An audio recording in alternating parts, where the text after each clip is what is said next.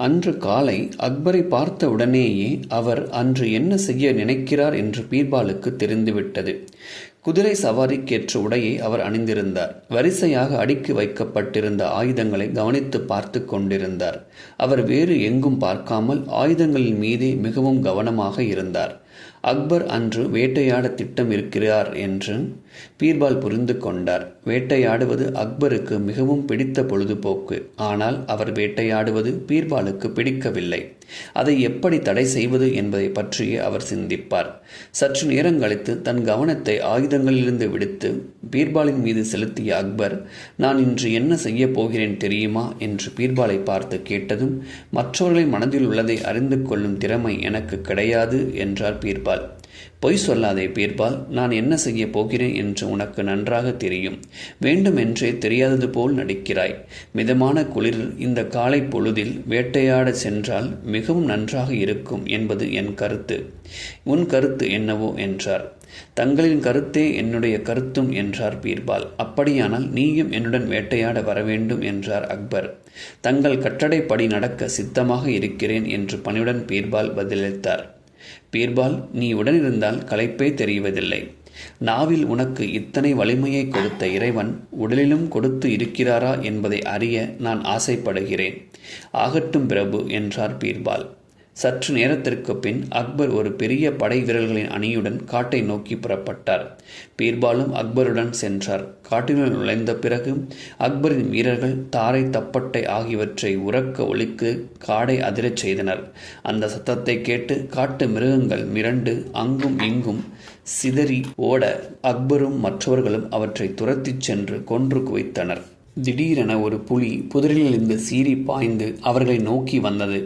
தாரை, தப்பட்டைகளின் ஒளியால் எரிச்சல் அடைந்த புலி அவர்கள் மீது பாய முனைந்த பொழுது அக்பர் தன் கையில் இருந்த ஈட்டியை அதன் மீது எரிய பயங்கரமாக உரிமிக்கொண்டே புலி மண்ணில் சாய்ந்தது.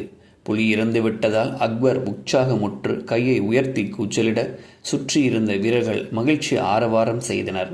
மாலைக்குள் அக்பர் மற்றொரு புலியையும் வீரத்துடன் வேட்டையாடி கொன்றார். பிறகு அனைவரும் சென்று ஓய்வெடுக்க அக்பர் தனியாக அமர்ந்து பீர்பாலுடன் உரையாடி கொண்டிருந்தார். மாலை மங்கிய நேரம். பகல் முழுவதும் வானில் பறந்து திரிந்து கொண்டிருந்த பறவைகள் தங்கள் கூடுகளுக்கு திரும்பிக் கொண்டிருந்தன. அவற்றின் இனிமையான குரல்களை இருவரும் கேட்டு ரசித்துக் கொண்டிருந்தனர். அவர்கள் அமர்ந்த இடத்திற்கு அருகில் இருந்த ஒரு மரத்தில் 2 ஆந்தைகள் பறந்து வந்து உட்கார்ந்து ஒலி எழுப்பத் தொடங்கின. அவற்றின் ஒலியை வெகுநேரம் உன்னிப்பாக கவனித்த அக்பர், இந்த ஆந்தைகளின் மொழி நமக்கு புரிந்தால் எவ்வளவு நன்றாக இருக்கும் என்றார்.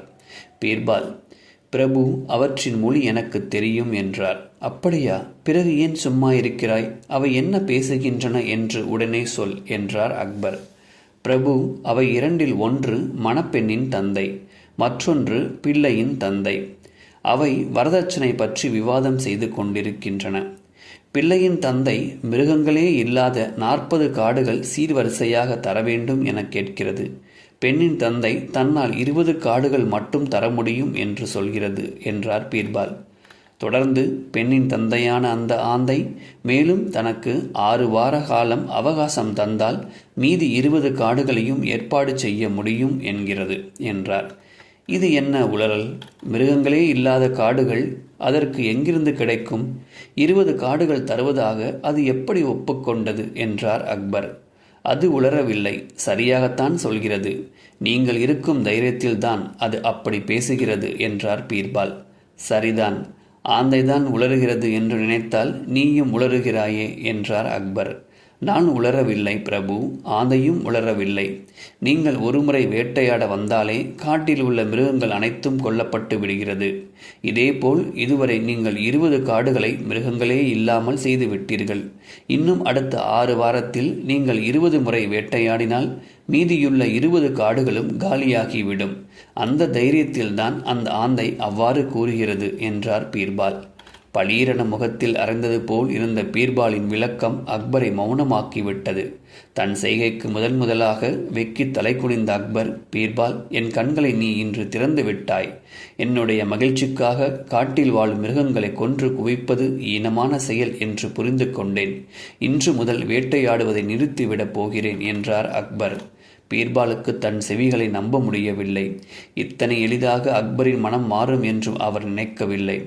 பீர்பால், என்ன அப்படி பார்க்கிறாய்? நான் இப்பொழுது சொன்னதை கேட்டு அந்த ஆந்தை என்ன சொல்கிறது என்று எனக்குச் சொல் என்றார் அக்பர். சக்கரவர்த்தியின் மனம் மாறிவிட்டதால் இனி என்னால் மிருகங்களற்ற காடுகளை வரதட்சணையாக அளிக்க முடியாது என்று அது கூறுகிறது என்றார். பீர்பால் கூறவும் அக்பர் பலமாக சிரித்தார்.